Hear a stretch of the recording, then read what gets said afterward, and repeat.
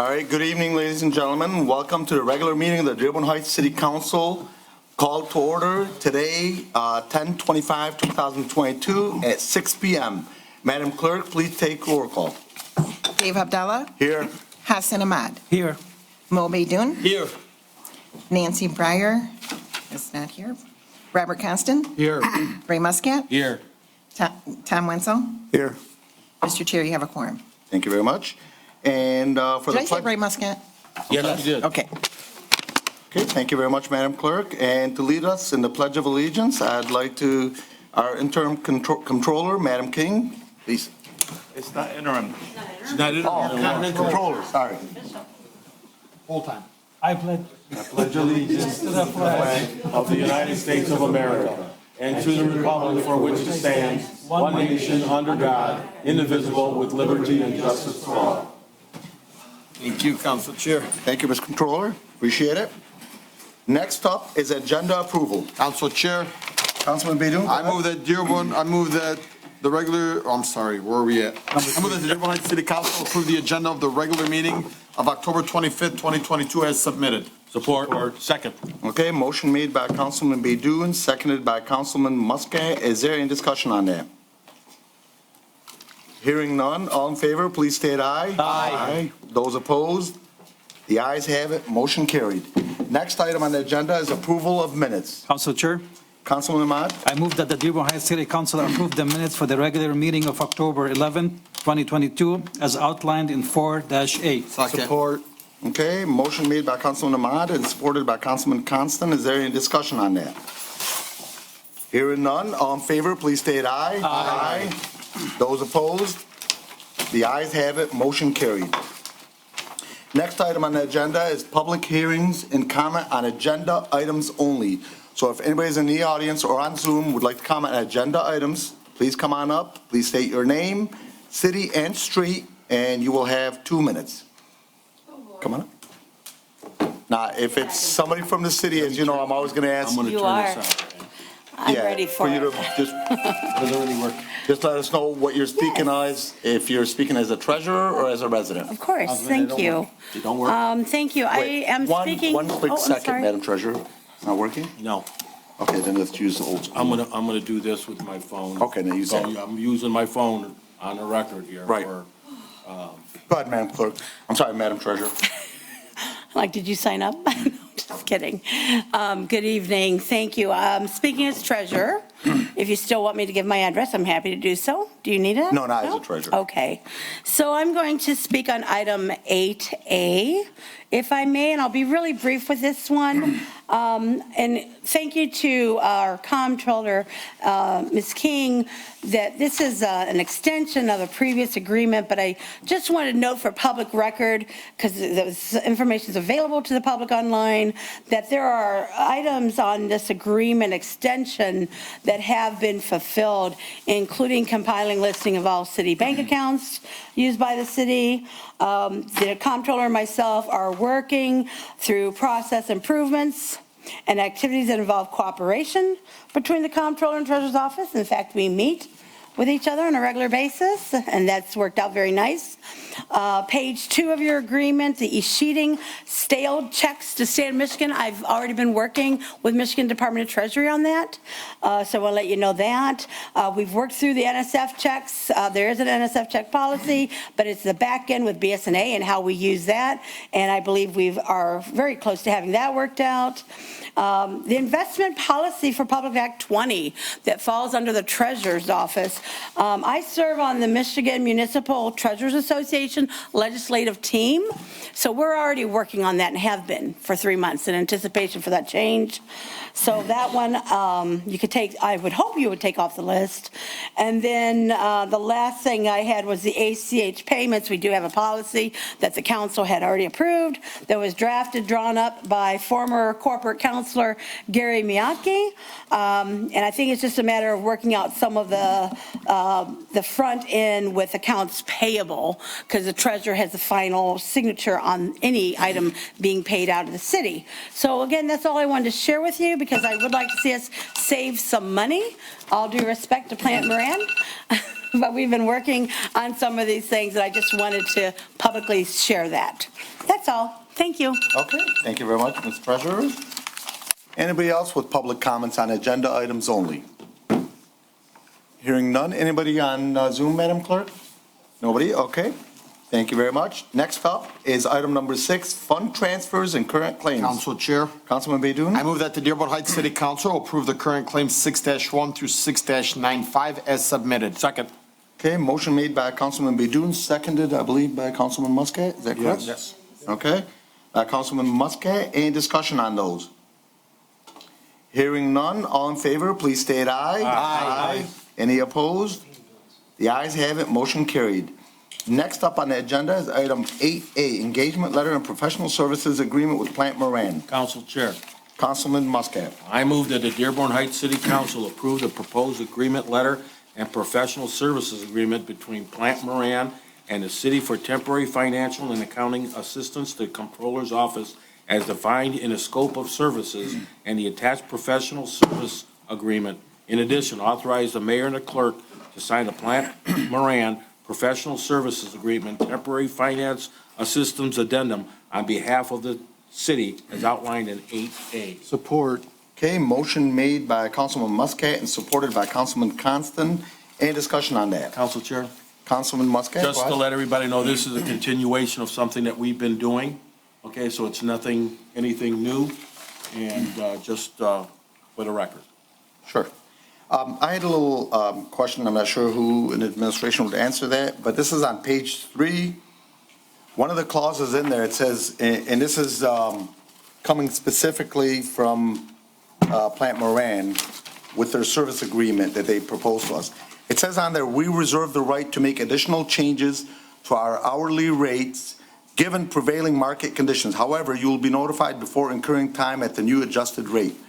The problem I have with that, Mr. Mayor, is basically it says that they could change it and they'll just notify us. So from a technical and legal standpoint, somebody can come to us and say, well, we're going to raise it to, I'm just going to throw a number out there, $400 an hour, and they've notified us, so they've met those conditions, and therefore they could just change it. So if you don't mind, if we could have our corporation counsel change that to either with city council or at the very minimal administrative approval, if you don't You mind. can amend it. Yeah, that's the only thing I had.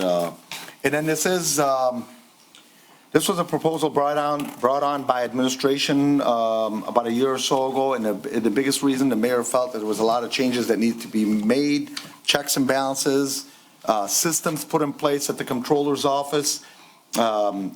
Unfortunately, we're a little bit behind as far as the systems that we had in place at the comptroller's office and with our new comptroller, and then Plant Moran and the administration. This is very, very needed for our city to continue to move forward. Any other discussion items on this? Council Chair. Councilman Bidun, go I ahead. know when we discussed this about a year ago, I think it's passed unanimously, and it's a great idea. But I know we have Plant Moran here. Maybe you can walk us through about where we were, what you've shown, and where we are today, and what we're expecting for the next quarter or the next fiscal year. Council Chair, real quick before Brian gets up there. I don't know if you guys remember last year, we had wanted to bring in a deputy comptroller, so we're still short a deputy comptroller. And that's one of the biggest reasons why we need to actually do this, and plus, the audit. We were probably about a year and a half probably behind schedule, and they're getting us up to speed, for the audit coming up. Yeah. And also for the budget. So I just wanted to make sure that you guys know that they really helped us. I mean, a lot of work has been done, and if you guys can come through here, they're always sitting in that room over, Right. just the council conference room, trying to get us up to speed. So there's been a lot of issues, and they're getting us through a lot of stuff that should have been done over a year ago. Well, I can tell you, because what I saw always here in the past is this is the way it's always been done, this is the way it's always been done. And most recently with Plant Moran, what they brought to the table is specific procedures instead of just this is the way it's always been done. So we're getting best practices from different communities and being implemented here. So I for myself, definitely, I'm in favor of something like this. Yeah. Go ahead. Well, thank you very much. I appreciate the opportunity to speak with you, and we have greatly enjoyed the project so far. My team talks very highly of both your treasurer and your comptroller. I think we've come to a pretty nice working arrangement, pretty harmonious, and we are making progress, as well as working with the administration. As you noted, the city has had a lot of backlog need of process improvements, not utilizing the city's technology to its full extent. And I'm only speaking in the accounting or in the finance office, not necessarily other technology through the city. But the BS&A system has not been utilized fully. And there is quite a backlog of improvements that needed to be made when we were brought in and still need to be made now. We're doing our absolute best to go as fast as we can, but it has been a pretty heavy lift. And I do appreciate the treasurer pointing out that some of these things have already been accomplished, which is a feather in the cap of everyone involved. Some of the things that we've been working on that have taken up the most of the time, certainly doing the bank reconciliations for an entire year. We just got through June, and now we're pivoting to audit prep. We'll get back into doing July, August, September as soon as the audit starts. Getting the fiscal year 21 federal single audit completed. So that was something that Plant Moran had to walk away from when my team came on. We were not able to do both our job and the auditor's job at the same time. And so we've been working with Allen C. Young and Associates, the city's new audit firm, to get that federal single audit done. Helped the comptroller with the 23 budget development, as well as the year-end budget amendments. Quite a bit of work related to accounts payable. So one of your employees was out for an extended period of time, and so we brought in an additional member of our team to take over the accounts payable processing for it's probably 6 or 8 weeks that we were doing that. And just things come up every single day. If you spent the day in the comptroller's office, you'd probably get frazzled like we do, that there's a new fire that pops up nearly every day, and we do our best to help the comptroller put that fire out. So a lot of the time that we spend is doing current things and not entirely focused on process improvement or looking backwards and trying to fix an old problem. A lot of it is heat of the moment. Today, this has got to get done in order for bills to get paid or reporting to get done.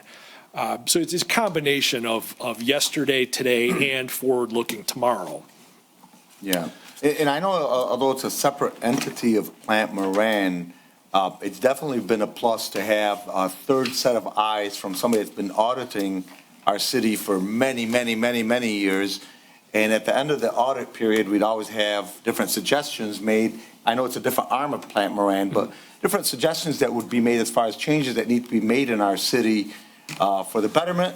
Some we as a city, as a body would implement, some would not be unfortunately implemented. And then next year, those audits would come up again. So to have the same company overseeing us and working with us one-on-one daily is I think is a huge plus. I agree with you. It has given us a leg up. Usually when we enter a new city, or my team enters a new city, there's a learning curve of having to get up to speed on how that particular city operates and to learn the history, because you have to know where they came from in order to figure out where they are right now. And we already had that. Martin Alanek, who you all know, the audit partner, while we were doing the audit, I speak with Martin quite often and pick his brain because he has the history.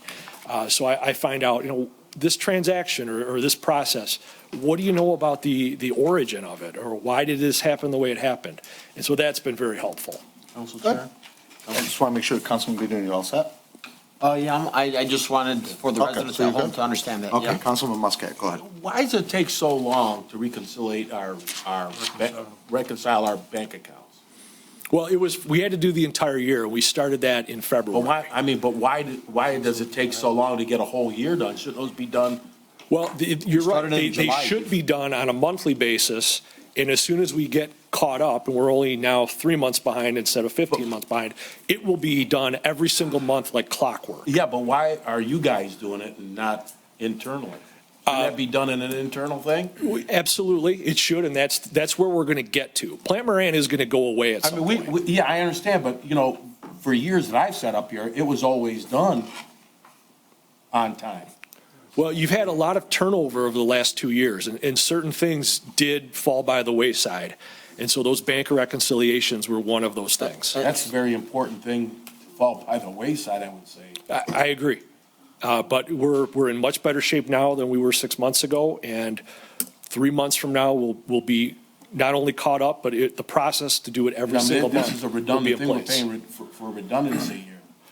No, I disagree with that, sir. I'm just saying, you're doing it when we should be doing it, we're paying It should have been twice. done previously. And we're it paying twice wasn't, to get but it done. Yeah, and we're working with the department to teach them, some of the folks that hadn't done it before. And so I'm very confident that this is something that the city will take Okay. back from us in the very near future, and then it should work like clockwork. Okay, thank you. Okay, Councilman Constant, go ahead. Thank you, Council Chair. And thank you for your presentation. There was a problem with, I remember speaking to several of the former comptrollers, money being put in separate accounts and being kept track of instead of on the general ledger as needing to go into this account or that account. Is everyone on the same page now and using the general ledger? Everything is in the general ledger, and it always was. There was a time lag between when certain transaction would occur in real life, and then by the time it would get recorded in the general ledger. And so we're working very closely with the treasurer so that instead of there being this delay from their office into the general ledger, the information's coming over to comptroller very quickly. And our team, as well as the existing city employees, are getting those entries made very quickly. I think it would be in the city's best interest to consolidate some of the accounts, but that is ultimately up to the treasurer. We are putting together some ideas of ways to do that, and which should save time, and not only ours right now, but city employee time in the future. Could you bring those recommendations to us also? Yes, I can. Because I think the council needs to have that, have those recommendations. I'd be happy to. Because I know it's part of our responsibility also. And how many months behind was our bank reconciliations when you took over? Were they about a year behind? Not a full year, because the 21 audit, financial statement audit, had already been completed. But when we started in late February of '22, we started with July of '21. So approximately 7 or 8 months. All right. Thank you. Yeah, I can remember a time when we had a interim building controller, building director, and he was requesting checks from the comptroller, and they were for fictitious companies. And that was Ken LaMontagne. He ended up being That was a charged long with time ago. felony. So all those internal controls are very important. Thank you. Okay, thank you, Councilman. Council Chair. Councilman Ahmad, go ahead. Sir, you just mentioned that hopefully in the near future, the city will be able to take over. Like, how near is that future? And is there any recommendation we can do internally that? It's hard for me to predict, but I will say that once that vacant position that the mayor mentioned gets filled, that person, whoever it will be very key to us reducing our time and eventually moving on. And how do you see the training? You said you've been training our employees. How's the training going? Everybody has been very receptive, cooperative, and overall pleasant. So I think that the you see progress that we're improvement? making is good, yes. Thank you very much. Thank you, Council. Okay, thank you, Councilman. Any other discussion items on that? Mr. Chair, Yes, Madam Clerk? did you want to amend that motion to include the revision to the contract? Oh, okay, it's subject to the original, yeah, actually, it's probably a good idea. Okay. Yes, Just please. so we will wait, the clerk's office will wait until we get that. Well, let me just check. No, we can just Thank you for amend bringing it. that up. We can amend it right now, Council Chair. Just change that. You want us to amend? Just subject to Yeah, I can council just approval? But yeah, do the motion, but then do you want to present a So new just represent agreement? it subject to council, if the hourly rate, it has to be subject to council approval. Do I want me to start the whole thing over? You can amend whatever you want. Okay, Council one Chair, line. I'd like to amend one section of the agreement with Plant Moran of the, what page was that? 3. 3. I think it was to Right revise. here, yes. We'd like to amend the sentence of, "We reserve the right to make additional changes to our hourly rate given prevailing market conditions. However, you'll be notified before incurring the time and a new adjusted rate with consulting city council." Oh, no, or just subject to city council Or- approval. Subject to city council approval. I agree to that, that's fine. Okay. Support. Thank you. All right, so motion made by Councilman Muscat, supported by Councilman Baydun. All in favor, please state aye. Aye. Any opposed? The ayes have it, motion carried. Thank you. Thank you very much. Thank you, Brian, sir. appreciate it. Next item on the agenda is item number 9, reports from city officials. Council Chair, Councilman Ahmad? I move that the Dearborn Heights City Council approve the purchase and payment of one small refrigerator for the treasurer's office at the cost of $218.70 using available American Express points as outlined in 9-A. Second. Okay, motion made by Councilman Ahmad and seconded by Councilman Baydun. Is there any discussion on Council that? Chair. Councilman Muscat? I know that we have a relatively new refrigerator in a staff lounge. And why won't that be utilized by, I mean, if every department wanted to have a refrigerator, we're going to have refrigerators all over the city hall. So I can't speak for other departments, but I think there are refrigerators in different departments. But in the treasurer's office, we've had a refrigerator for 15 years that was actually purchased by 2 staff members. So it's been there 15 years. Okay. It's quite outdated. It's problematic. I go in and clean it on weekends. Sometimes it's just unbelievably horrendous.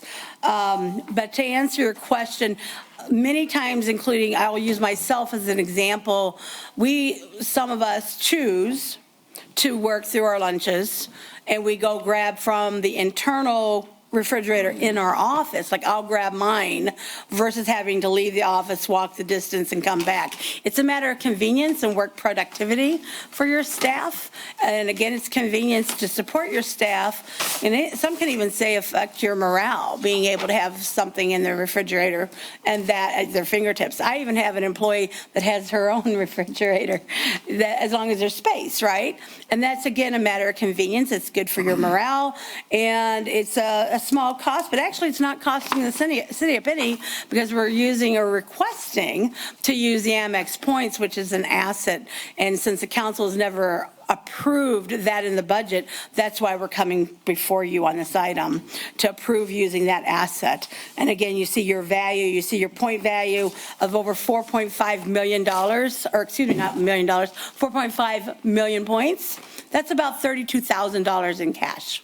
Okay, That's available. I thank you very kindly. All right, for thank that you. explanation. Anybody else? Council Chair, I'd like the clerk to note that Councilwoman Breyer is here now, Thank you. for the record. Okay, Chair? any other discussion? Go ahead, And Councilman I'm Baydun. just kind of speaking out loud. I mean, I think anything under, I thought it was $1,400 that didn't need to come in front of council. It's $218. No, it's not the money, it's points. It's the That's why. point. It's points. Use the The asset. points are an asset. And it's not being recorded as such. Really would be my recommendation to do so, but it's not. And so therefore, that's why we chose to come before you, because we think it's the right thing to do. It's an asset, I mean, it's a small amount, you're right, but we wouldn't want to use that asset without your authorization, this governing body. Thank you. Okay, You're thank you. welcome. All right, so motion made by Councilman Ahmad, seconded by Councilman Baydun. All in favor, please state aye. Aye. Any opposed? The ayes have it, motion carried. Next item on the agenda is item 9B, City Engineer Ali Deeb, authorization to provide local match funding to grant applications. Council Chair, Councilman Muscat? I move that Dearborn Heights City Council authorize the administration to provide local match funding for grant applications for the following grant loan programs and respective projects. 1, Michigan State Police sub-application to FEMA for flood mitigation controls in the Rouge River and Ecorse Creek watersheds, project scoping. 2, Michigan State Police sub-application to FEMA programs for the Dearborn Heights Urban Stormwater Conveyance Upgrade Project Scope. 3, Michigan High Water Infrastructure Grant Program for L41 CSO project. Number 4, Michigan Clean Water Rate Revolving Fund for CSO projects. Number 5, Michigan Drinking Water State Revolving Fund for Drinking Water Supply and Conveyance Project as outlined in 9B. Support. Okay, motion made by Councilman Muscat and supported by Councilman Constant. Any discussion on that? Council Chair? Councilman Muscat? These were things that previous years we did not know we could go get, okay, like the CSO programs. These were things that were brought up previously, previous years, and we were always told that there was nothing there, and lo and behold, we could have saved them some millions of dollars over the years, but people are working on these things now, and it's very good for the city. Yeah, we've Thank got you. a lot of grant money available, whether it's through the state or through the federal dollars, and I commend Mr. Deeb, who probably wears 8,000 hats in our city, but an administration for bringing these grants forward. And basically for what it is, for those in the audience and on Zoom, we're basically getting almost like free money, you know? I mean, these are grants coming to us that will help us out in different facets of the city, so it's much appreciated. You have something you have to say, Mr. Deeb? Okay. All right. With Council any other Chair? comment? Councilman Wenzel, go ahead. Yeah, ask Mr. Deeb a question. For one thing, can we clarify exactly what local match funding means? And then, are we matching the grant? Okay, so just a little bit of history in addition to what Council Chair has indicated that, the past year and a half, we've conducted internal capital project needs assessment. And it became very clear very quickly that our project needs, whether they're government mandates or actual needs like CSO mitigations, capital work throughout the city, far exceeded our resources. So historically, as the Councilman Muscat indicated, we've relied on rates and charges and tax base to fund these projects. And what we found out is that this is really not the best way to go about funding these sources. There are many programs that will assist the city in funding all these project needs. So things like what Mr. Jamal is doing, and he's doing a great job, MSP and FEMA for the flood mitigation, and the engineering work that I've researched, and then we found out that we can actually rely, like in the past we sold bonds to mitigate CSOs, right? So there are various government programs, and they vary, state, federal, or local, and the local match varies. So some are 100% grant, some are 50, some are 80. So we currently have a grant with SEMCOG application for that pedestrian cross from the school on Beach Daily, which, by the way, is approximately $150,000. So the choice was made that why should we go after tax dollars to do it where we can apply for grant? And when we contacted the agencies, SEMCOG, they were extremely receptive. And they said, we will accelerate that to like a priority at 80-20 match. So right there, you've got an 80% match on 150, so you reduce your cost. And this is the kind of grant opportunities that we're trying to see going forward. We all know the $25 million grant bond that we sold for the CSOs, the first 3 CSOs, and we still have 6 more to go. And now we're finding out that we could have actually gone after grants as opposed to selling bonds, and now we have debt service to pay, right? So that's the plan going forward. Can't do much about the past, but going forward, so that to answer your question, the local matches are going to vary. But at the worst case scenario, it would be 50% that we have to pay instead of 100%. And in best case scenario, it would be 100% grant, we pay 0. So we're going to try to go after every funding source. So initially, so from that list of projects that we came up with, we're going to try to match the grants to the work that we need to do, and they have different criteria. So Clean Water Act obviously only pays for water-related projects. So we're going to take this list of projects and then match the funding sources to these projects. And then hopefully we can mitigate quite a bit of our financial needs.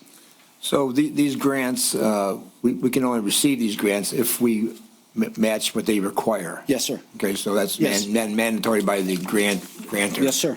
And so that's why we couldn't list, like, is it 50% or, because it varies. So every project will be considered on its own merits, and then the match will be, listed that way. How many projects are on this? Oh, a lot. On I this, think the no, on this initial- particular motion? Oh, on this particular motion, really, we didn't limit the project, we put the categories. So like, for instance, if you look at the CSO project, if I can get more than just one, I'm going to go after them. And then what we'll do is we will come back to you when we go for a project award, we'll come back to you and say, look, this is a $12 million project, like the one we just awarded on 42, right? And then say we were able to receive 50, 80, percent match, and then you'll either approve it or deny it. But in any case, we'll come back for each project award separately. Is there a project involving the golf course in this motion? No, sir. No? Okay. No. Thank you so much. Your problem. Very informative. Councilman Muscat, go ahead. So a lot of these grants were found by Director Hassan Jamal. No, so Mr. Jamal found, the state police, the FEMA, MEDC, and then the engineering department did others. But yeah, Mr. Jamal was very active. He knows his stuff. All right, thank you. Yes, sir. Okay, thank you, Mr. Deeb. Yes, sir. With no other comments, motion made by Councilman Muscat and seconded by Councilman Constant. All in favor, please state aye. Aye. Any opposed? The ayes have it, motion carried. Next item on the agenda is business license renewal, Van Born Tavern and Grill. Council Chair, Councilman one moment, Muscat. please. For all the years that I've been here, we always skip over new business. And to be honest with you, what do we? Well, no, this one would be under new business. Well, 13A, okay, I'm sorry. I'm thinking of something different as far as new business coming up that council has. Oh, okay. So we do that at the end. Right. Okay. During the So, comments from council members. If you don't mind, I'll make the motion on this. Go ahead. Council Chair, I move that the Dearborn Heights City Council renew the business license for Van Born Tavern and Grill located at 22426 Van Born as outlined in 13A. Second. Okay, motion made by Councilman Muscat, seconded by Councilwoman Wenzel.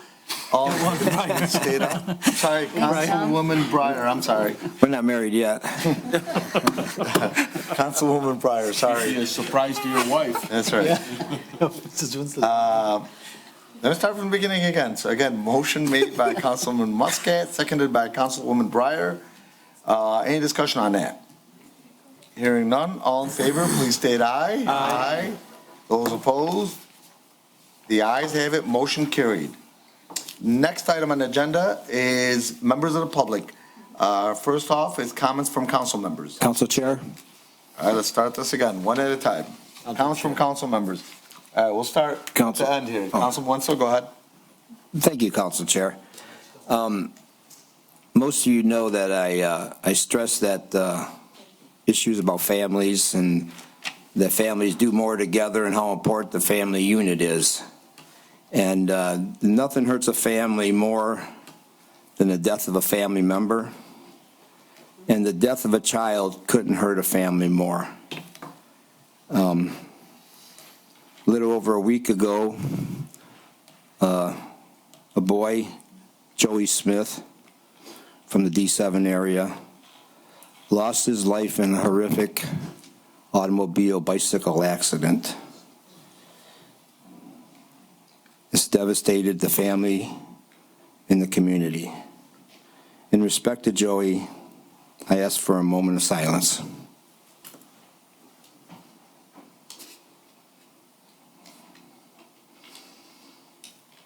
Thank you. Thank you, Councilman, for bringing that. Thank you. You know, there's a lot of issues in our city that haven't been addressed or haven't been addressed efficiently that I think we need to look at. We hate to see the situations where we're closing the barn door after the horse escapes, so to speak. There's a lot of issues coming up. There's issues in our neighboring city, Dearborn, with banning books, something that's going to probably come into our city. And there's a lot, we don't need to talk about it now, but it's issues that are going to come up. And a couple other things is, on a happier note, I'm going to tip my hat to County Commissioner David Kniezek. The guy is on the ball once again. He cares about his city more than most do. Got a great grant for some playgrounds in the city. Good for the kids, good for the families. Couldn't thank him more. Thank you, David, for the great job. Also, thank you to Hassan Jamal for your terrific work in the fund. What am I looking for? The grant work you do. Thank you.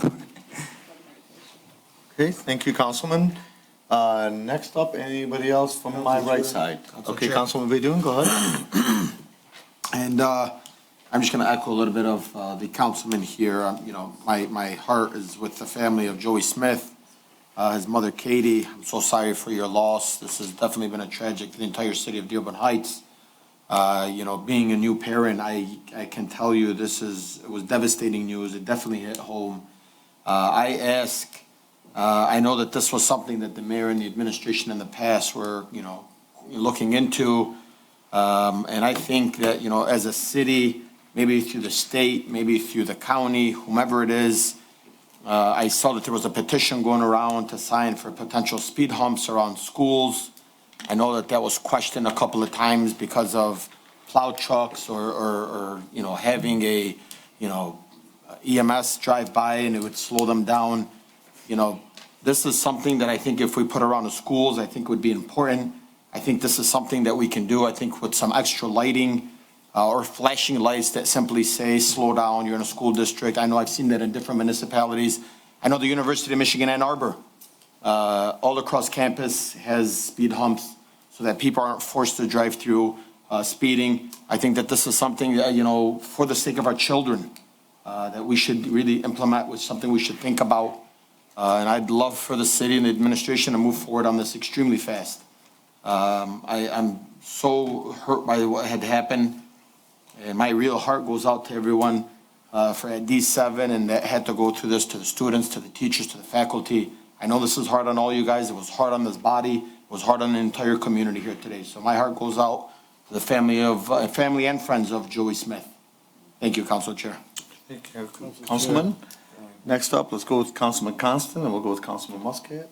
Thank you, Council Chair. We renewed the business license for the Van Born Tavern tonight.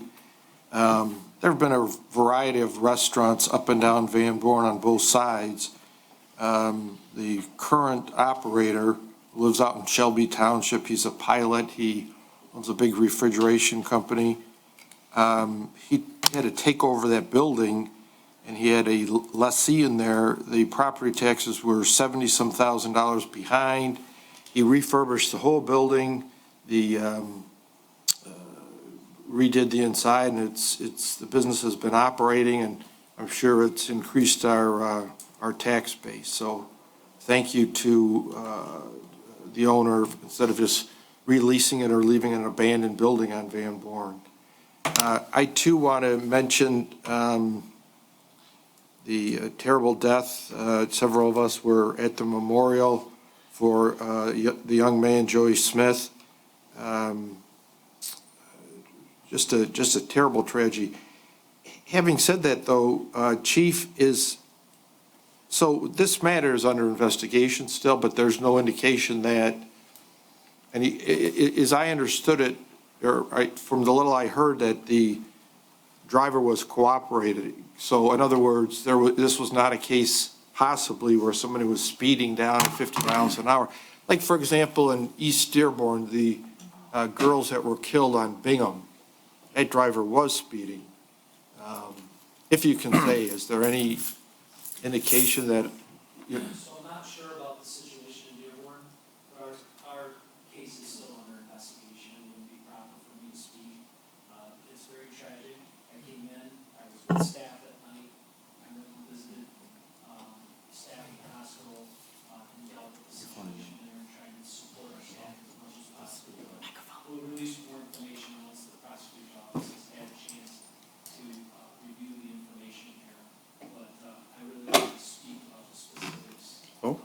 Understood, thank you. Council. One second. Okay, go ahead, Councilman. Bat phone? Yeah. I was asked to answer it. You know, I don't know what more to say about the tragic death of any loved one, but the worst one has got to be when a parent has to bury a child. I personally have not had to do it, but my sister did, and it's just a devastating thing to go through. And there's nothing I can say other than prayers over a tragic death like that. But, and this is, all the other things that we want to talk about take second, third, fourth place over this. This is just a tragic thing. But I spoke with a few people in the last few weeks, which I asked them or told them that I would bring this up. Over the years that I've lived in this city, residents that lived on cul-de-sacs have always maintained those cul-de-sacs. Planted grass, or, planted flowers, took care of them, mowed the grass. Some even had sprinkler systems installed in them. Now, they're not being taken care of anymore, and the city's going out to cut them. We have a bunch of those cul-de-sacs throughout the city that aren't being maintained. I will be getting a hold of the DPW director about a few that are in one area that people are complaining about. But to an engineering standpoint, when streets are redone, those cul-de-sacs should be removed. Okay, move the fire hydrant over, take the island out of there. It actually makes it better for the trash pickup. They can go around them better.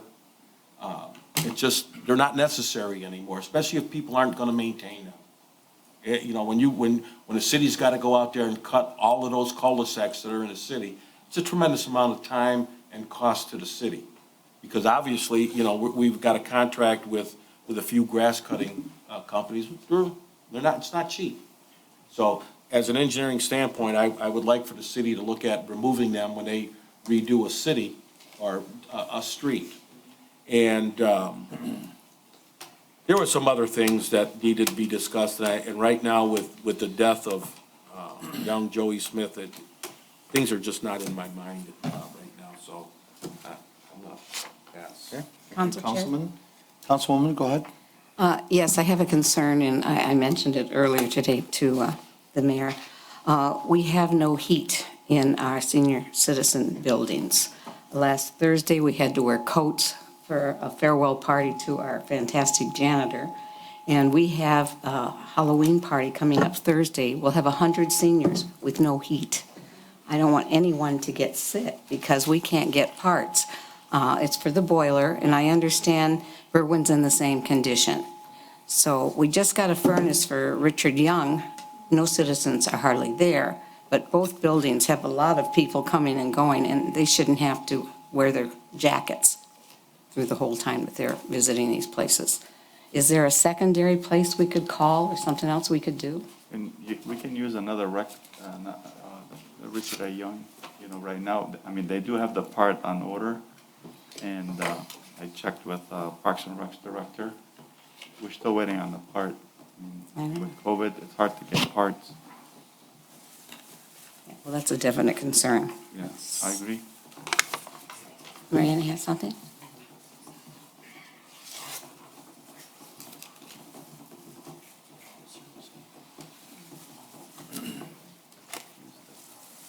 I also did check, sorry, Mariana Hernandez, Chief of Staff. I checked with Director Conrad today with regards to your call, and it's not completely broken. The issue is that the compressor, one piece is missing, so they can't control it very well. But if it is necessary, they can turn it on. It's just that they're going to have to control it manually as to when it gets turned on and off as they wait for the part to come. But it's not like anybody's going to freeze. If it is necessary, they can turn the heater on. So that's it. Thank you, Mariana. Council Chair. Go ahead, Councilman. Thank you, Council Chair. I also would like to convey my condolences to the family and friends of Joe Smith, but I also would like to thank our Dearborn Heights community for coming together for their support for the family. I mean, I've seen it firsthand last Thursday at the candle event, and just, it was amazing the way how the city came together for the support. So thank you, everybody. Thank you, Council Chair. Thank you, Councilman. I've got a question for administration, Mr. Mayor, if you don't mind. I had some concerns because it seems like it's starting to get a little bit delayed. And I'd like to get an update on Van Born corridor, because as you know, this was something that has been on everybody's mind. And I hope we have some good news that you could provide us as far as which direction it's going and when you anticipate at least what I consider something that the average person visually can see. I know there's a lot of stuff on the back end with the smart engineers like Aladeeb and others doing all the back end work, but I'm talking about when will we as citizens be able to see actual changes on Van Born?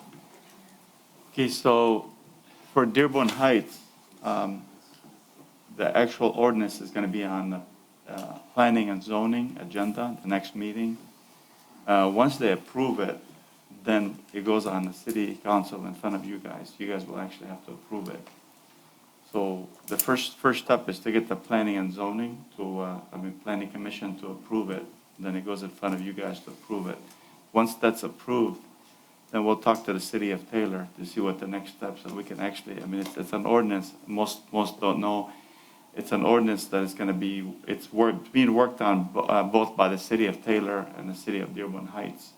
And I've met with the mayor, Mayor Woolley from Taylor, and he's very motivated. He wants to improve the Van Born corridor as well. So he's very motivated, and he can't wait. So we actually sit down and see what we can do to work collaboratively to improve the Van Born corridor or street.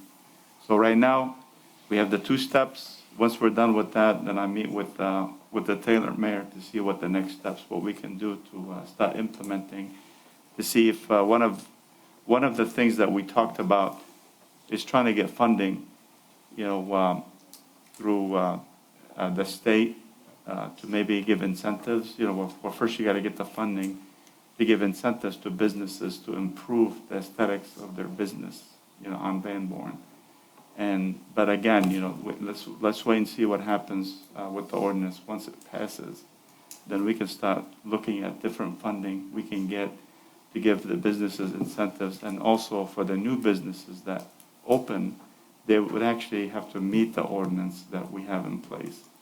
What about in terms of the landscaping, the asphalt? Because I've seen different, drawings of how it's going to look like.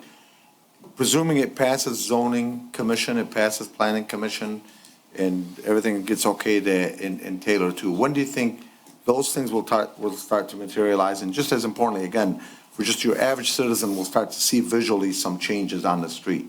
Well, once the ordinance is complete, it's approved by both cities, by council, then we would have to go through brainstorm ideas, both myself and Mayor Woolley from Taylor, see, how much money we need, for Van Born, to see if we can actually,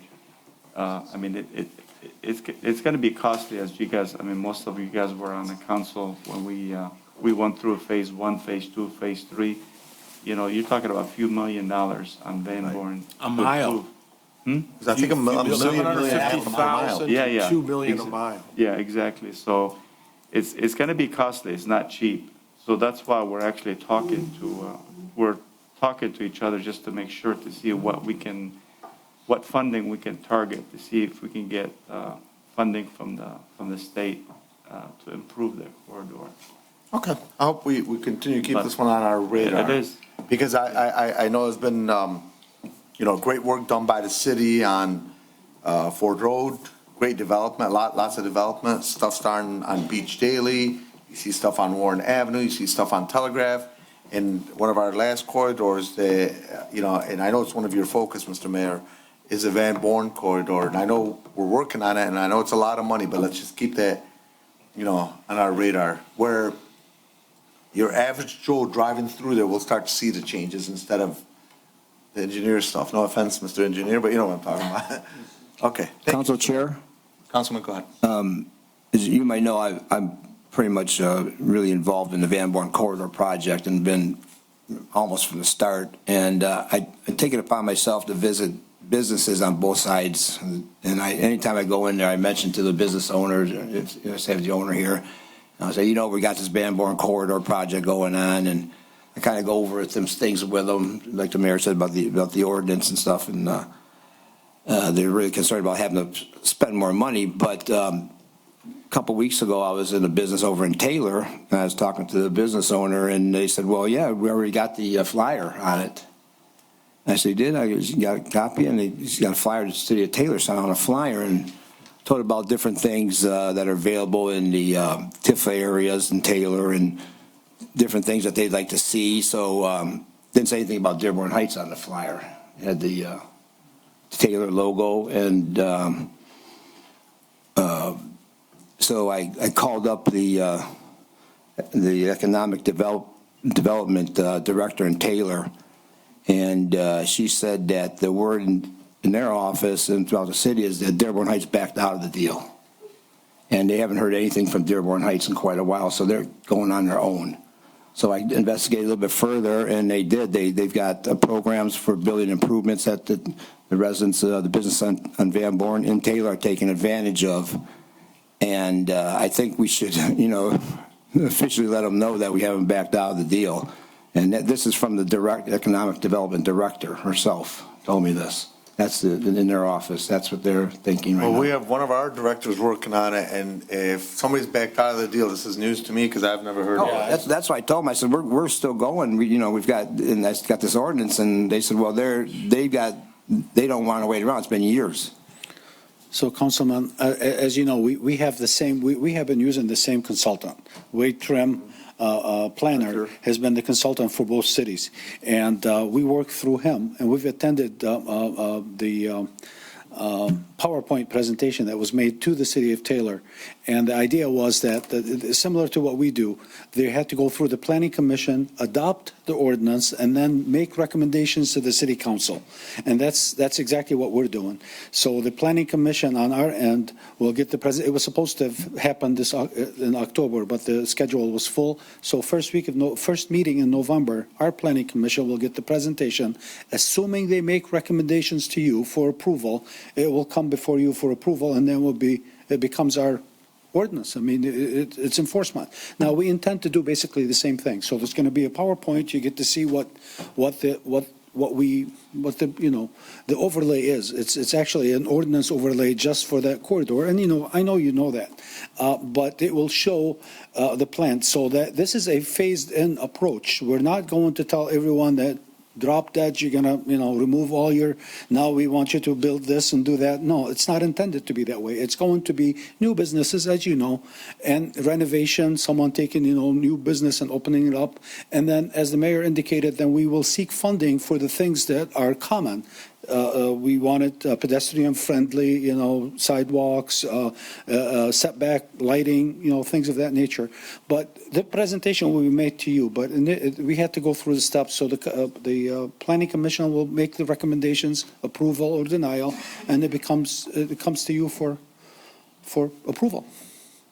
We are on schedule. I wasn't aware of Taylor. Yeah, that's my concern, because there's, Arthur Muller, I think that's Arthur, his last name. Yeah, I mean, he's working with both cities, and for Taylor to have that idea that we're no longer involved, I mean, it should be maybe every quarter have a meeting or something, because I know we haven't had a meeting in a long time. Right. And, I think it was so the last, like I said, it was supposed to have been presented the first meeting in October, and I believe the consultant had corona virus, so he wasn't available, and it was just him as a planner, so we delayed it.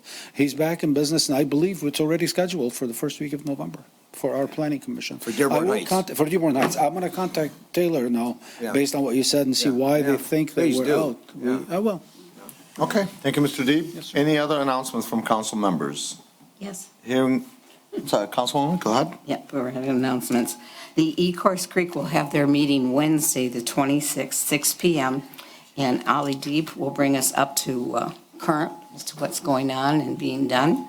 And that's at 3335 South Beach Daily at the admin building for the Westwood Community School District. And then on the 27th, Thursday, we will have Judge David Turfy come and talk to us. He will take What day was questions. Thursday, the 27th, and we'll be getting questions and answers from our Judge David Turfy. So you're welcome to that. That one starts at 7 p.m. Okay, thank you very much, Councilwoman. Any announcements from administration? Council Chair. Mayor, go ahead. I also, obviously, with what happened on, with Joey Smith, I didn't realize that actually that was the grandson of one of my good friends, guy, actually was a Vietnam vet. And, yeah, the family's, very devastated, so we have a couple events. We're planning on doing a fundraising event for the mom. We'll announce it later. It's probably going to be on the 15th. And also, we met with with all the three superintendents from all three districts.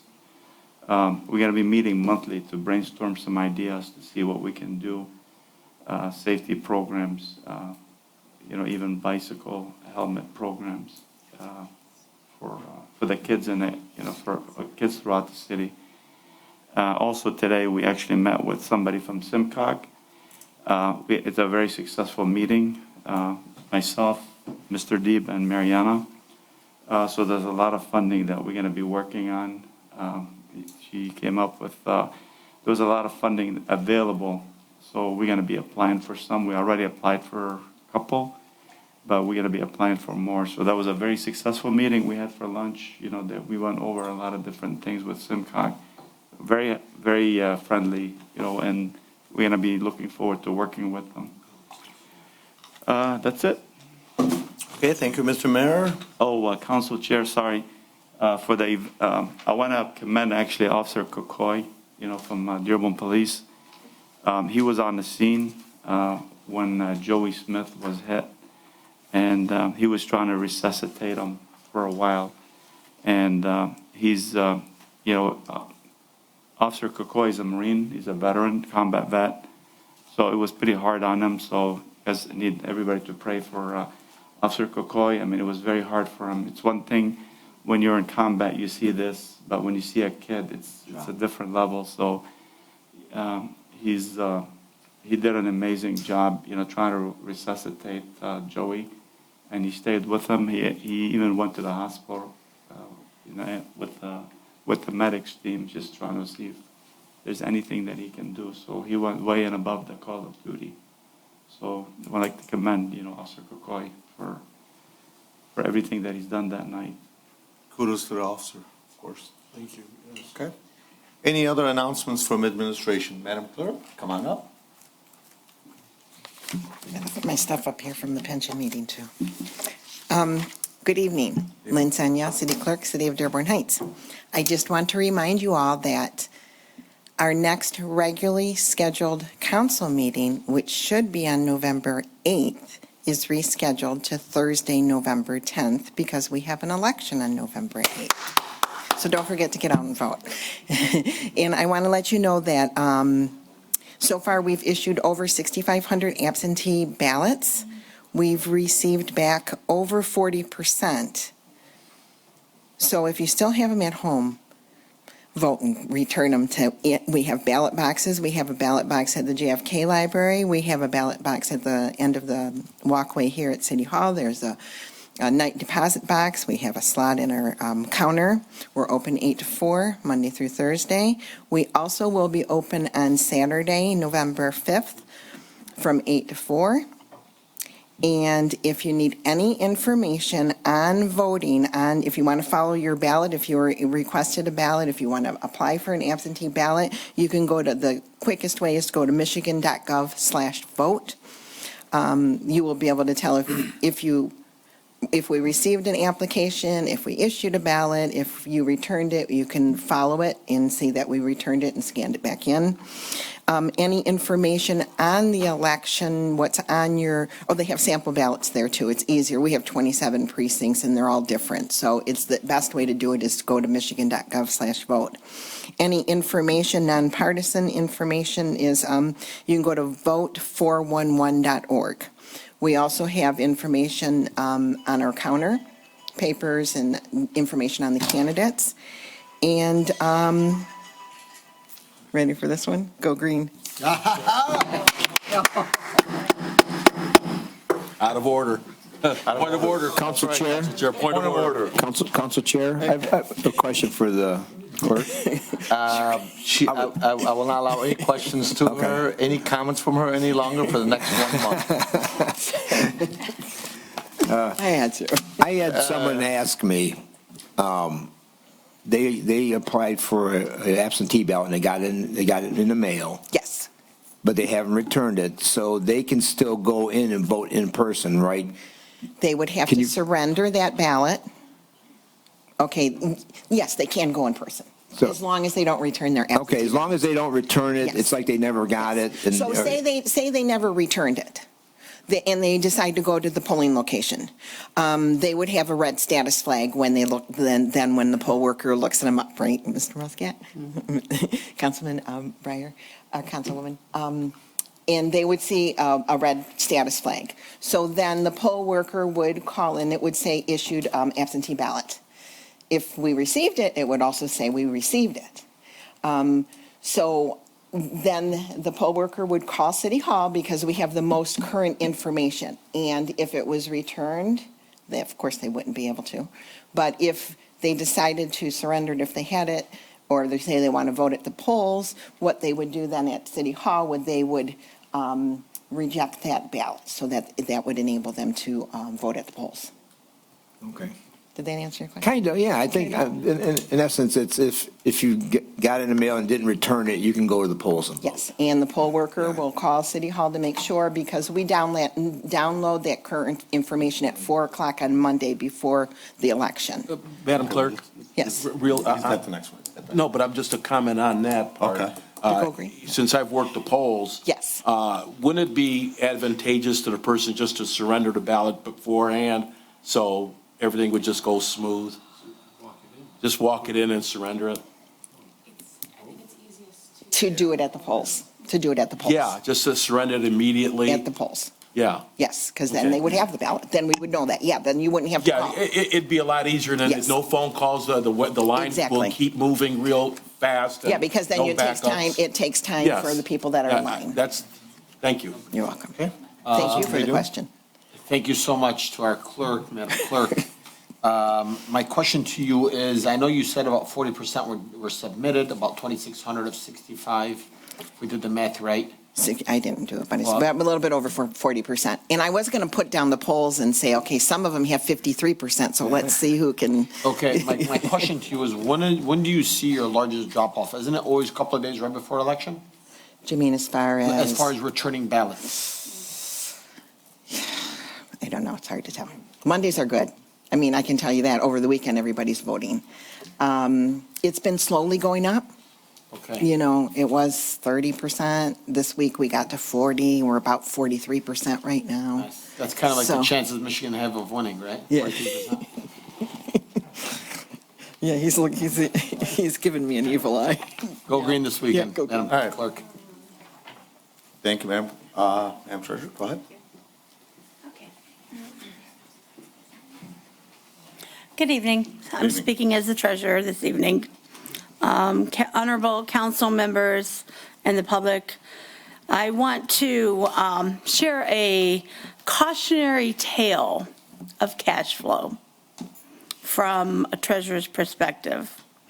As you know, I send you all monthly reports. And in your monthly reports, you get all the bank balances for the accounts at month end, as well as the revenue report. And you get accounts payable, which is what we call the check register. This month, and I sent it to you today, so you maybe haven't had a chance to look at it. But along with your accounts payable check register, we need to add to that the wire payments we make, because you won't see those in that report. So I gave you that. The reason I'm sharing this with you is because I want you to be aware, and I gave you numbers. I gave you a summary of what it looks like from the treasurer's perspective of revenue coming in that's not restricted, general fund money, right? And what the expenditures look like. And I actually gave you a forecast for the month of November and December. Okay, and thank you to Madam Comptroller, by the way, because we've spent time talking about things of this nature, and she gave me some great news tonight that I'm going to summarize with, by the way. But what I want you to know is it's really important. First of all, I want to thank you all as the council body, because we separated those restricted funds out of the general fund account. That was really critical. Remember, we did that with the tax roll for summer? It was separated out. You know why that's so important? Because now we can actually see the health of the general fund. It doesn't have Act 345 in it. It doesn't have sanitation in it. It doesn't have all these restricted accounts mixed and commingled, as they should not be, okay? And they don't inflate that balance of general fund.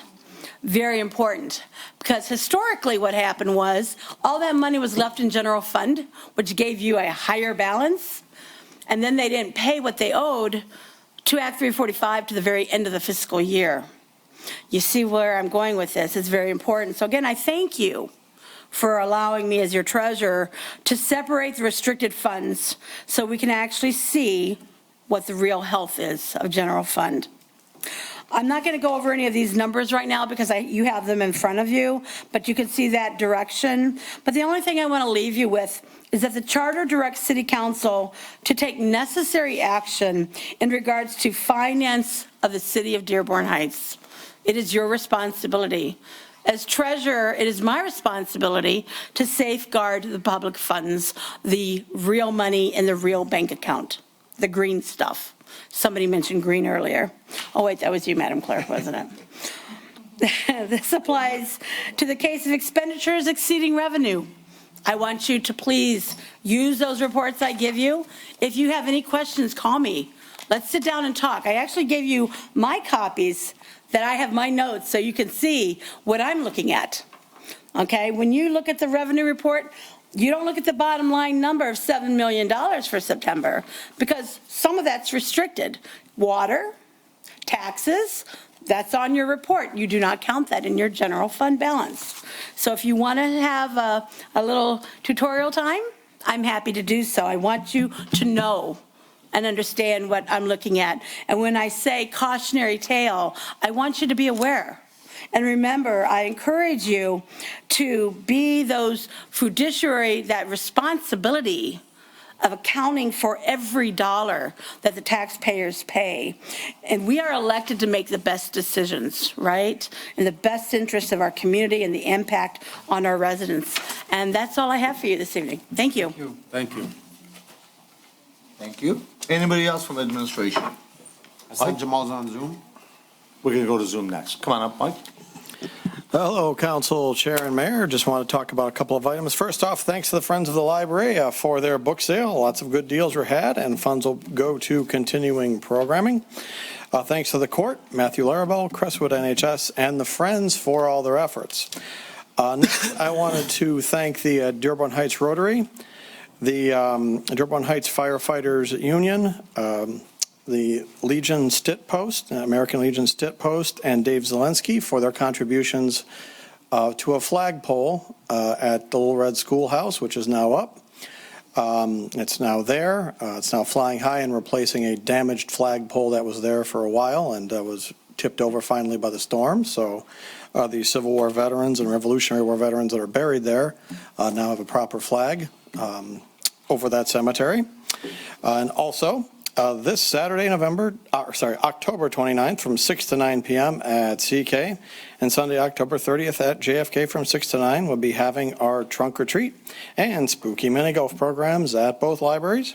Come join us as we hand out treats and play mini golf in the library with proceeds going to the Goodfellows.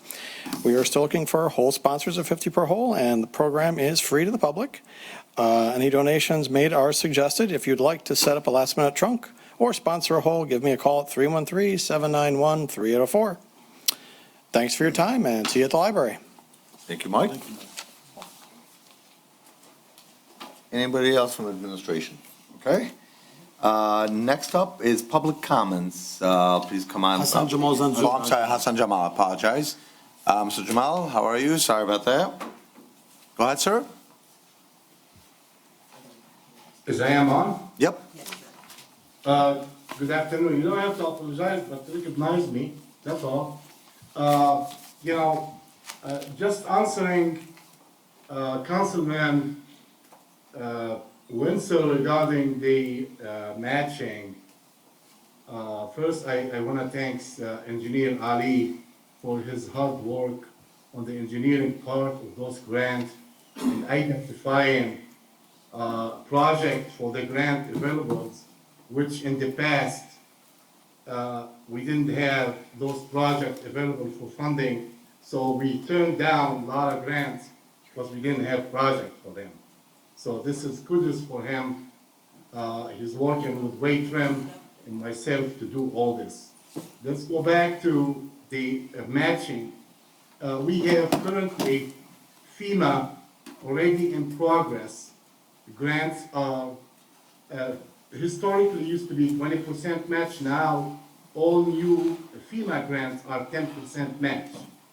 Those match can be satisfied by possible CDBG funding need to be addressed next year.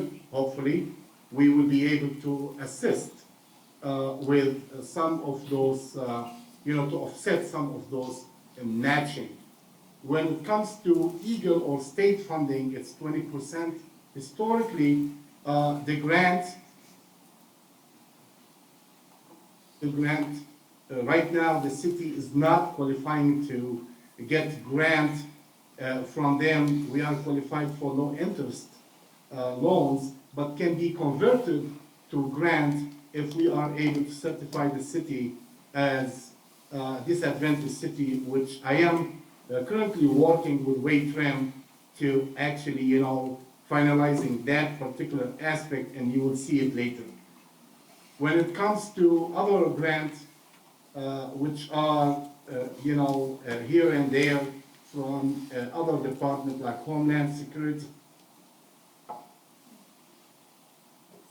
and some of them, most of them are 20%, like police grants.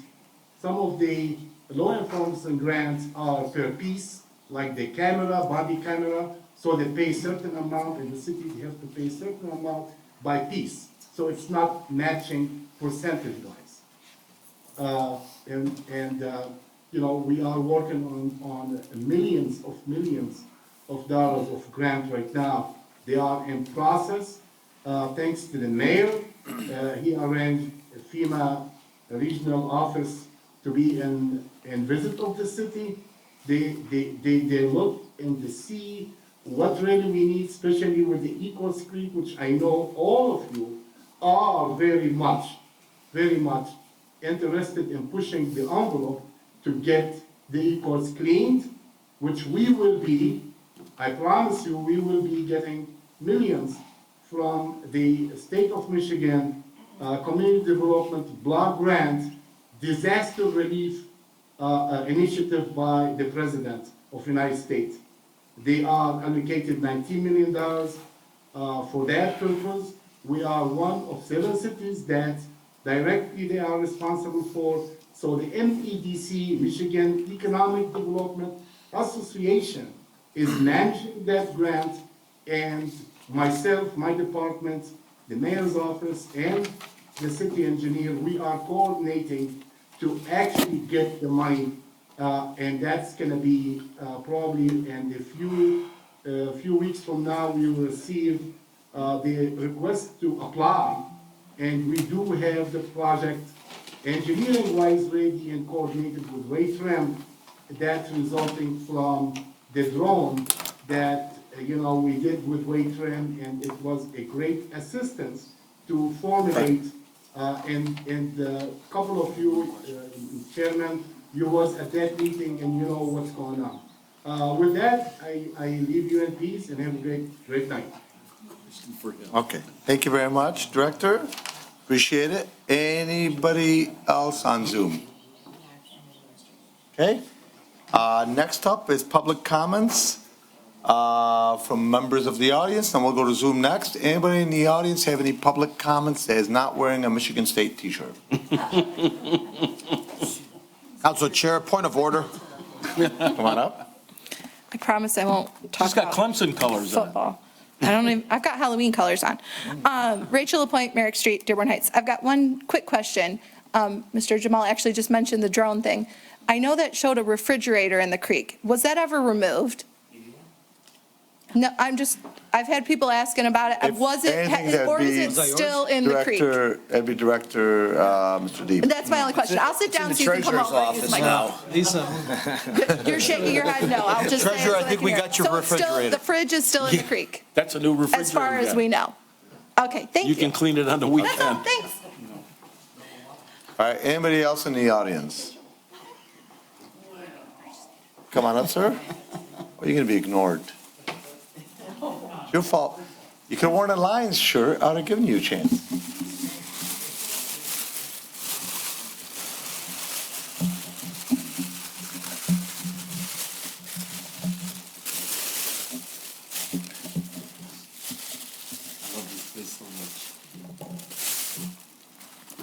Little show and tell. Okay, my name's Ron Frenzy, live on Fairwood in Dearborn Heights, and I'm here on behalf of my neighbor, and it concerns an old problem, but through a different point of view, and that's the whole idea, the different point of view.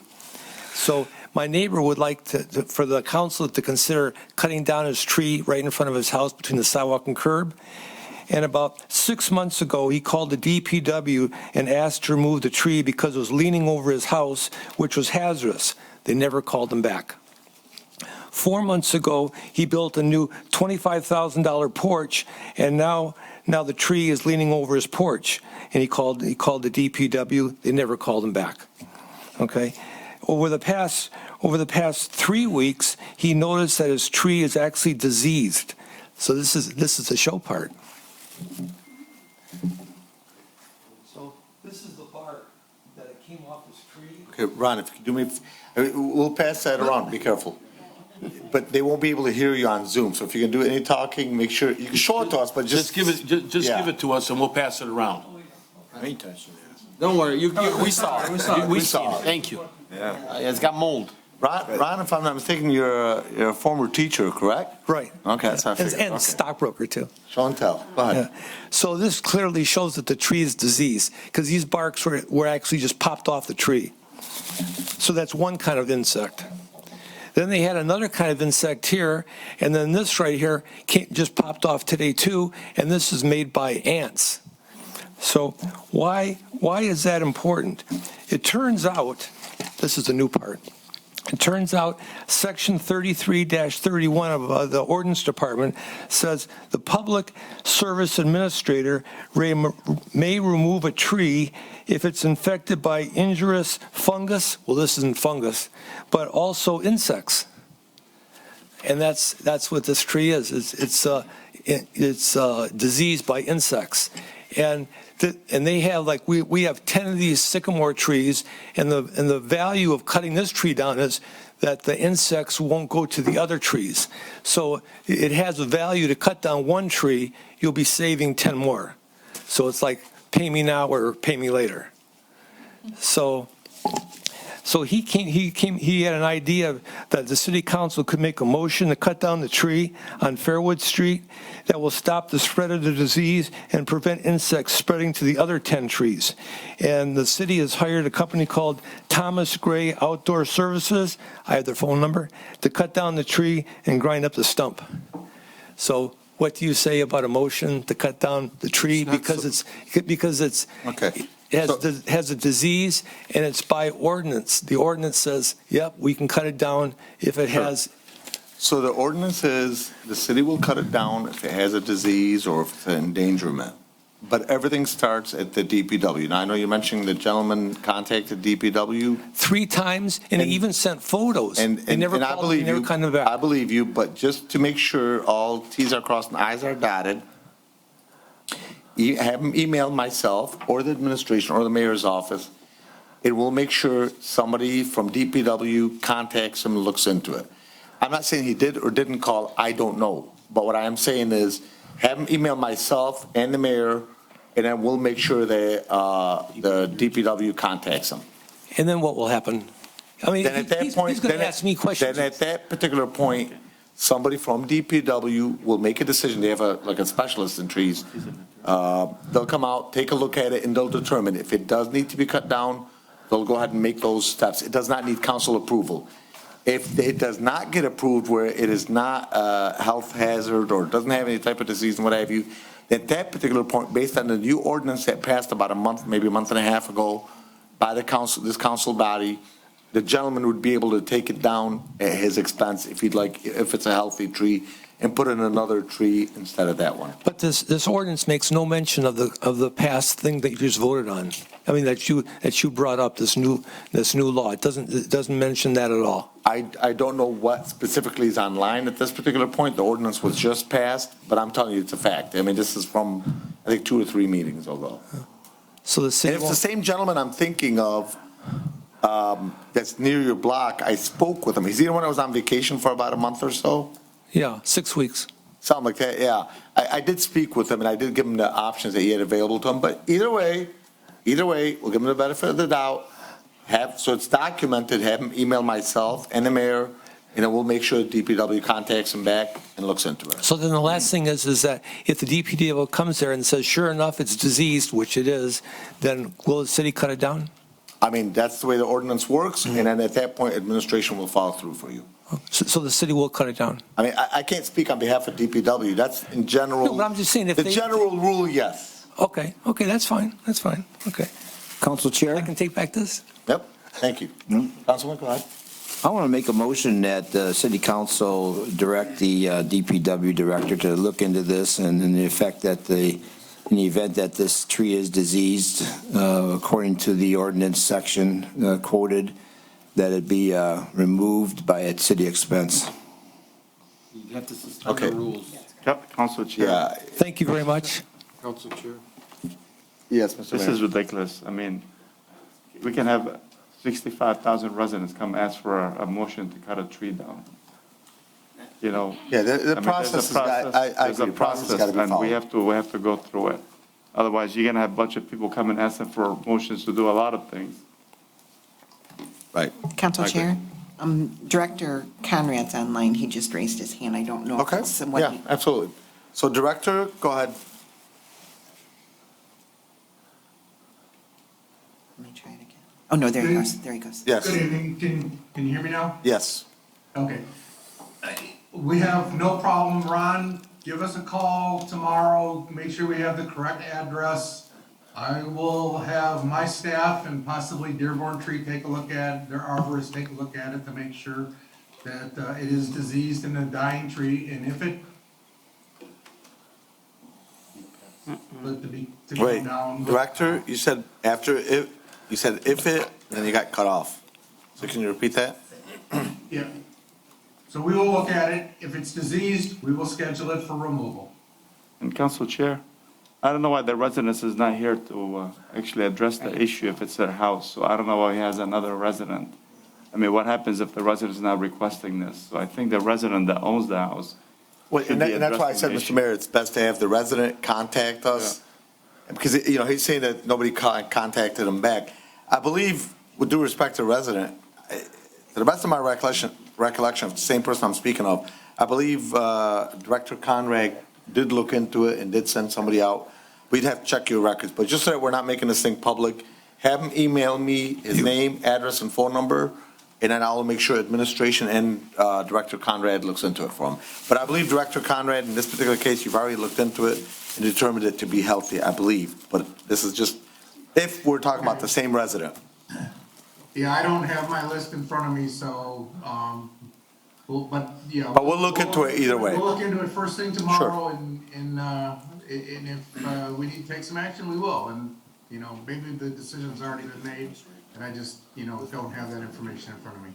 Okay, thank you, Director. Council Chair? It shouldn't matter if the resident wants the tree removed or not. If it's diseased, it can disease other trees and cause more problem. It's up to the city to maintain their own trees, cut them down when necessary. It doesn't matter if the resident wants it or not.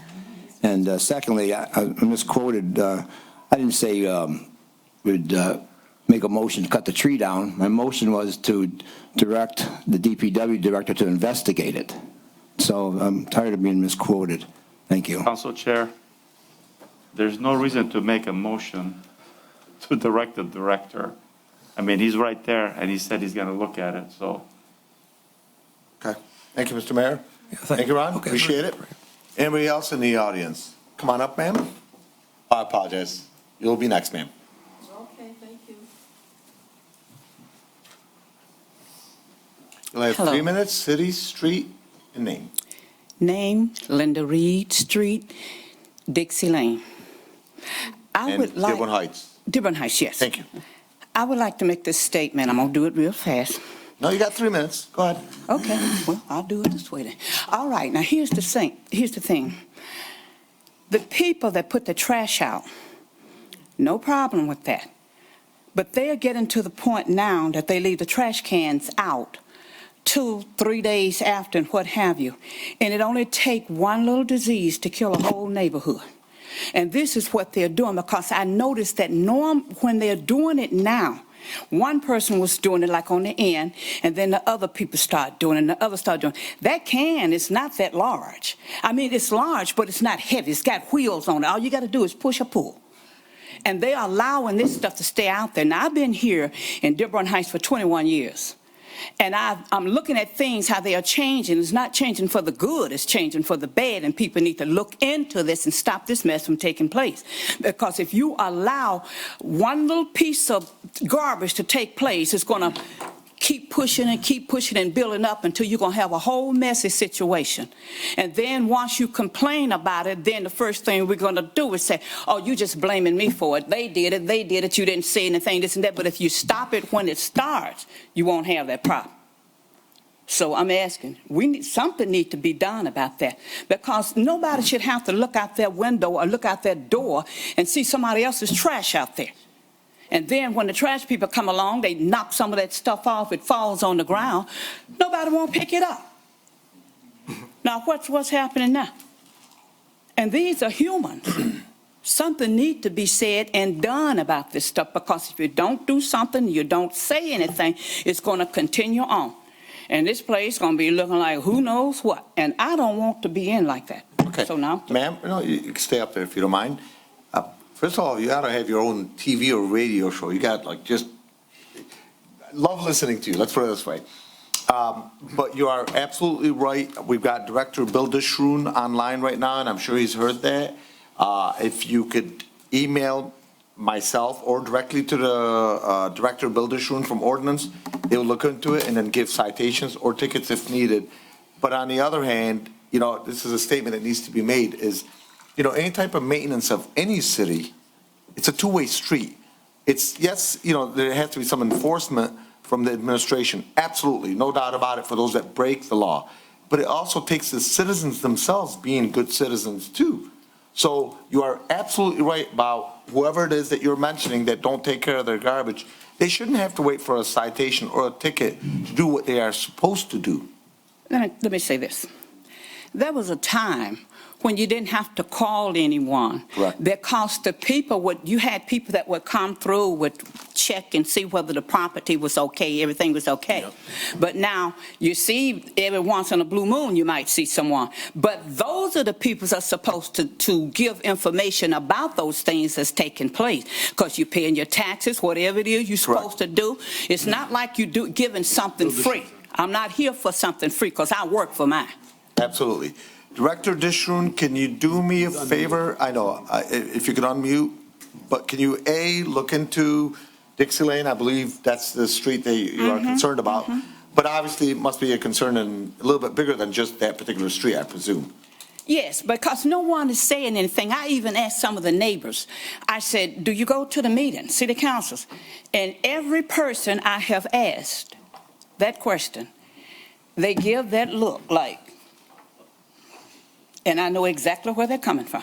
Yeah. They don't want to come here because they don't believe anybody's going to do anything. Well, here, we got Director Disharoon on, and he will be working on doing something, but Director, go ahead. And one more thing, and then I'm going to let you go. Wait, 1 second, Director. Ladies first, go ahead. You were saying text you, what have you. Let me tell you something. I am from old school, and when I say old school, that's a 73-year-old. I don't know anything about this mess and stuff, all this internet and stuff, what have you. Communicate with human beings. I agree with that. And what I'm saying is this, if you don't do something, nothing will be done. It's going to be a mess. And when the mess gets started, you sure enough going to have a problem. Council Chair. You're absolutely right. If you may. I can't agree with you more, 150%, okay? I used to sit up there, and that's what brought me to city council many years ago. Oh, the same reason, this is 15, 20 years ago, okay? And it's ridiculous. You see people pulling up in their driveways, and they just walk right past their trash can, knowing full well trash was 3 days ago, okay? And I've sat in the ordinance department, I've sat with the judges, I've sat in court cases. I kind of blame ourselves, because I don't think we enforce it properly. You don't? I don't think, I think that the ordinance, they go out and they'll do their thing, and I'm not just saying about trash cans, I'm saying about everything. And they'll give their warnings, they'll give their tickets, and all of a sudden, nothing happens. And it's, and it goes to that judicial side, which is very concerning to me. I mean, why are we having ordinance people going out and giving warnings and tickets if people aren't being charged for them? Let's put it like this. Now, humans are humans, okay? When something is wrong and someone bring it to your attention that it is wrong, and if you do nothing about it, then why should they do anything but continue to do what they are doing? But if you charge them, if you do something about it, then something will be done. That's why people get paid for their job. They got a job, but they don't get paid for it. Because if you get paid, if you didn't get paid, you wouldn't do it. Now, you're getting paid for what you're supposed to do, and you're not doing it. I agree. You also hit the offender where it hurts the most in the pocketbook. Yep. Director Disharoon, go ahead. Can you hear me, Council Chair? Yes, we can. I don't even know where to begin with this. I sometimes wish that people would try to be a little more neighborly. I'm not sure, this is obviously not a unique case here we're talking about. I did start about 2 weeks ago having one of my officers go around on trash day and on subsequent days and check for people that had their cans in the street, and also people that were not taking their trash cans back. We've been passing out a lot of letters to the tune of probably 300 or 400 letters on different properties. You can ask some of the residents on Wilson and various streets throughout the city that have gotten notices. I'll certainly look into Ms. Reed's complaint. It's not just on one street, it's not in one area. Like Councilman Muscat said, it starts with the individual person, just being neighborly and taking your trash can in and putting your trash can out, not on the street. These are all basic things, but I don't understand why people can't follow basic rules. But I have had an officer specifically going around and addressing the trash issues. I emailed the mayor about that, made him aware. I got a bunch of calls subsequently after we started passing out the letters about the trash cans. So it's another one of those things. We've got 100 things to do and a handful of people to do it. Okay. Thank you, Director. Come on up, man. But, Director, if you could do me a favor, can you send one of your ordinance officers through Dixie Lane during trash pickup to have that looked into? Absolutely. Mrs. Reed's been in the county before. I don't remember her exact address, but I'm sure she'll be back in touch. Well, I mean, Dixie Lane, okay. If you'd like. I will. I'll send the one officer I've got dedicated to that. Appreciate it. Group there. Thank you, sir. Thank you. Well, Let's not give it publicly. It's okay, ma'am. Do me a favor, write it on a little sheet of paper, and we'll make sure the director gets it. Go ahead, ma'am.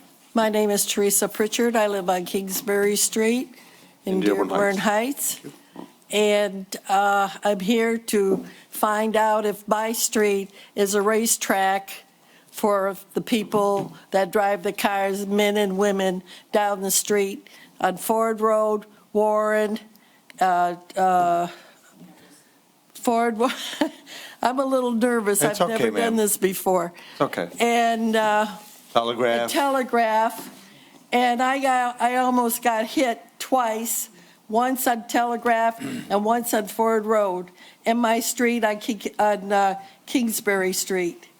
And I don't know what's happening. I don't know why these people are racing down the street to get to the other end. And what I want is a sign that says, go slow, children children in the area. I'm nervous. No, it's okay, So you'll ma'am. have to forgive me. So, this has And been, whatever that lady said over there, I agree with her 100% because I'm having problems with this new garbage business also. And my container was out for 3 days and they never came to pick it up, and it's still out there full of garbage. And I take care of my property and everything else. When your garbage doesn't get picked up, and you could call the the trash pickup, or give me a call. You get Give my me your phone number and I'll take it. 313-59. I don't have a pencil. Pardon?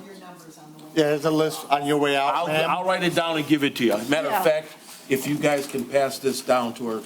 And being on the street that I'm on, Kingsbury, and that became a racetrack, I don't know why they're racing to get to the other end. We need something, oh, thank you very much. We need something to be done. There's children in the neighborhood. Sometimes they get away from their parents. They're running in the street. I sit there and look and run when the child runs out of the street. We do have senior citizens there. I'm one of them. I'm 83 years old, and I am a senior, and I want to make sure that everything is going good on my street. I take care of one person in the neighborhood. She can't walk, she can't do this or that. And I just want to make sure that something good will happen and straighten everything out on the streets wherever, Telegraph, Ford Road, Warren, and all these other streets. Council Chair, if I may, while she's up there. I was going to speak about that earlier when it was my turn. Oh. And my mind was consumed with the tragic death of a young child. I understand. And I just want to make a comment. What I blame is I blame Lansing.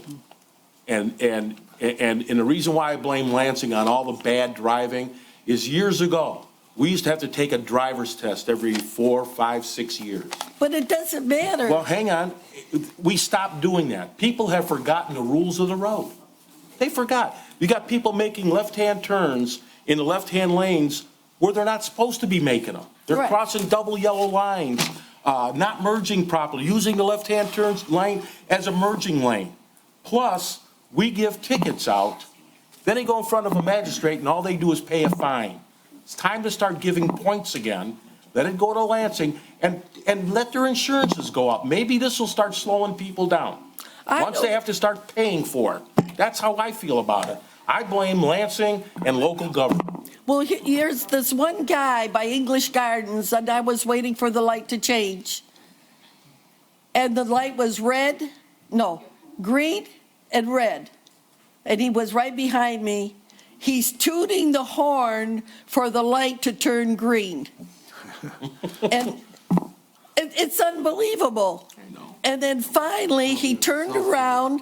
He went around me, almost clipped my fender, and I tooted the horn because I was upset. What right do they have to do that? If they need to go to a racetrack and not a racetrack on our streets. I agree, ma'am. Your comments have been noted, and you're in luck because we have our police chief right there. Yes, I was going to go talk to him, but then I didn't. Well, you've got your comments all relayed to him, so he's hearing it. And a lot of our police officers watch the council meetings too, so they'll be able to hear your comments and your concerns, and I do appreciate it. Thank you, and I wish you would put signs up on the end of the street where the opening to come into our street. It's a very narrow street, and we need to put signs up there for these fast people.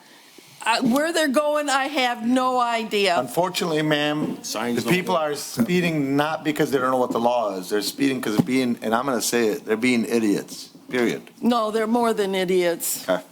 Because I've had enough of it, and there's kids that are little kids running around now, and I jump every time I see a kid starting to go to the street. I agree. run after them. I agree. Council Chair. Okay. Yes, Councilman. You know, this has been an issue for years and years. And I don't think there's one person in Dearborn Heights that hasn't been affected by a speeder going down their street.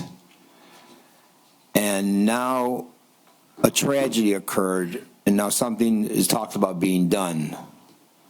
I don't know. I'm not a law enforcement person. I don't know what's available to us. Speed bumps. I mean, you can have speed bumps on a road, and an ambulance can go through them. You stagger them from this side to this side, and they go through them like that. They don't have continuous speed bump across the road. They have them in different. I've seen them in different cities where they stagger them. So an ambulance can go fast right through a street and not hit a speed bump. We got to do something about it. I mean, everybody has been affected by this. And it's about time we do something instead of talking about it. We're paid for action, not to just talk. So we got to do something about this. We got to, get together with law enforcement, either local or state police or somebody, and just like, the Van Born corridor, let's do something instead of just talk about it. Thank you. Okay. Thank you, Councilman. Any other public comments? Ma'am, I apologize. It is once. Oh. I apologize. Well, I Only one time. forgot to say one more thing. You know what? Come on up. One last quick, we'll give you like 10, 15 seconds max, please. My street is full of cars, okay? Now, when I first moved here 50 years ago, okay, there used to be a sign out there that said when the garbage comes through, park your cars in the driveway so that they have room to back up and to come forward, all right? They don't do that anymore. So now we have bumper-to-bumper cars on both sides of the street. We can't get out of our driveways. I can't back up half of the time with it. And I don't know, a lot of people are complaining over there, and I made it myself to come here and to get this darn thing straightened around and get it all done. Thank you. Thank you, ma'am. You're welcome. Appreciate it. Anybody else in the audience? Come on up. Say your name, city and street. Leslie Willis, Annapolis Street, Dearborn Heights, Michigan. Mine was going to be a kudos to the ordinance department because they did ticket my husband on trash day, and I was very excited about that. It made me very happy. It made my day. So kudos to the ordinance department. In the same breath, when I went to pay the ticket online, it wasn't registered in the 20th District Court system, and then they only give you, I think it's either 2 or 3 days. It's a very short turnaround time frame to pay it before they assess a late fee. And when we went to the 20th District Court, they told us that it's never in the system within 2 to 3 days. So there would never be an opportunity for anyone to pay the ticket online within that time frame. So just if someone could look at that. The next thing is a concern I have about the, I don't even know if it was like a report or what, but the treasurer's statements. I've heard like the last 2 or 3 of them, and it sounds like it's like it uses words like cautionary or warning, but there's no like numbers. And so I was wondering if we could do like a study session on cash flow, or have her actually be a part of the agenda to get up here and speak with a PowerPoint and not a 3 or 4 minute time limit. I would like to actually hear a full presentation from her so I can understand what the concerns are as a resident. That's just a request. Thank you. Okay. Yield the rest of my time. Thank you very much. Anybody else in the audience? You're not going up. You're not allowed. No Sparties today. Yeah, you Okay. can. Let's go, Vince. All right, I next got up. you, Vince. Let's take a vote on him coming out. I promise you I got him. I believe you do. I'd like, I believe you do. I'd like to make a motion to throw him out. Support. Same with the Lions, throw them out, get a new owner. Vince Strapkowski, Columbia Street, Dearborn Heights, Michigan, Wayne County. Pardon me? Michigan State, go green. There you go, buddy. You know, I hear you council members make a lot of promises, and we're working on it, But to tell you the truth, the fact is that we're losing officers every day. Okay? Let's not sit here and blow smoke up these people's rear ends. Let's tell them the truth. Our department is losing people every day. And we're also going to be losing dispatchers that we fought hard for to keep our dispatch here in Dearborn. And now these dispatchers are leaving by the numbers also. So let's not sit here and say we're working on it when you're not doing a damn thing. Now, Chief, Mayor, start hiring some officers. Once you apply, we got openings. You want to apply? The thing is, you can't take me because I have a heart disease, okay? So, Anyway, there's openings, so Okay. anybody who wants to apply, how about they can paying a apply. decent wage? These guys are leaving for cities that are paying starting wages higher than our top cops are getting paid. The sergeants are leaving, the captains are leaving. Let's get off the pocketbook and give these guys what they need. They'll come. The old saying, you build it and they will come. Thank you for your time. Thank you. Thank you, Vince. Anybody else in the audience? Go ahead. You're one of the biggest props about it, too. So I'm constantly finding. Okay, point of order, guys. No comments back and forth. Okay, guys. Point of order, guys. What I tell you? Wait. Address the chair. Son, just speak. Direct all comments to the chair. I know, just, let's talk this way. City, street, and name. 3 minutes. Hassan Saab, John Daly, Dearborn Heights. First off, yeah, these officers, their starting base pays not well, but man, their overtime. Do you ever look at their overtime, how much they make on overtime? Okay, guys. They make on overtime, Wait, how much they cap Hassan, off over the Hassan, 3 you gotta speak years. through the chair, please. That's the other new one. Half of these officers leaving, let them leave. Half of that department is garbage. I'm sorry, and I'll say Okay, it sir. here, I'll say it Wait, on the Hassan, record and everywhere. Hassan. Okay, stop. Okay. Wait, Half of them stop. are garbage. Wait, Thank let's you. stop for a sec. Okay, thank you. Okay, next. Council. Okay. Anybody else in the audience? All right, next up. Vince, please. Okay, next up Please. on Zoom. Let's go ahead and let Dana come on in. You got 3 minutes, city, street, and name.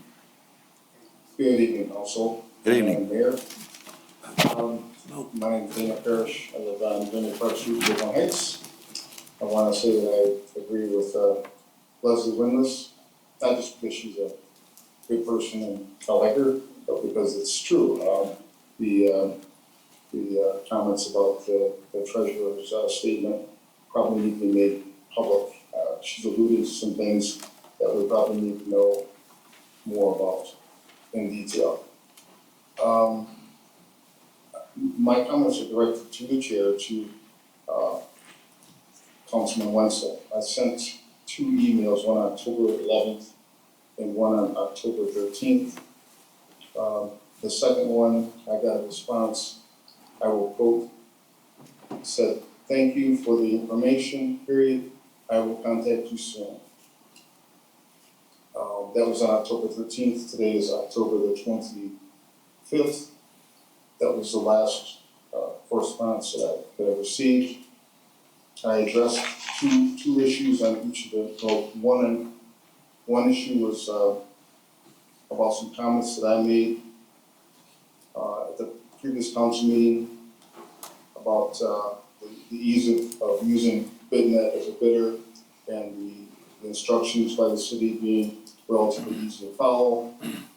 And then his follow-up comments about the fact that he didn't see it that way, and And he said it was very complicated, the research, find previous bids, anything, things of that nature. And I said, well, that's not what I said at all. My second email was in regards to FPJ investments, and that I found that there were 2 FPJ investments listed on Google search, which is the search engine that he addressed at the council meeting. One was out of Detroit, and one was out of Grosse Pointe Farms. The one that bid was out of Detroit. The one that he alluded to was the other person being an investor was out of Grosse Pointe Farms. And I asked if you could clarify. There was no response. I was wondering if through the chair, if he could address those, since he seemed to have quite a bit of time to address those. Thank you very much, Councilman, Councilwoman, and Mayor. Thank you. Councilman, would you like to answer? Or? Yeah, sure. Dana, hi. I've known Dana for a long time. We're almost neighbors, and I've been by the house. It's not next door. Everybody says it's next door to his house, but it's a few doors down. But it's a problem. It's a house is a problem. And my concerns at the meeting were, I didn't say that this company was what they, questionable company. I said there was questions about it, and I said we should look into this. Never stated anything bad about the company. I just said that they had same names. So why can't you question that? Same names, different addresses. That's what I was questioning about, and I still go along with the problem we had with the bid net. Most people that bid on stuff every day or every week, they have no problem navigating through it. But a lot of times somebody just new to bid net, it is a little difficult to go through. I mean, I'm sorry, Dana, I didn't get back with you. I get a lot of emails, believe me, and yours is as important as anyone else's. And I'll make it a point to maybe even stop in and talk to you about it. I wrote down some responses. I just haven't had a chance to get back to you. I'm sorry. Okay, thank you, Councilman. Next up is Tim Emery, I believe. Tim Emery, go ahead. All right, good evening, everyone. Good evening. Last April, I sent everybody, the city council and the mayor, a picture of the Penny property over on the south side of Thorne School. It's worse now than it was back in April.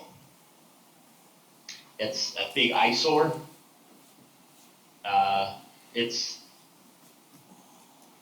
I don't know what we're waiting on to get it cleaned up, send somebody a bill, but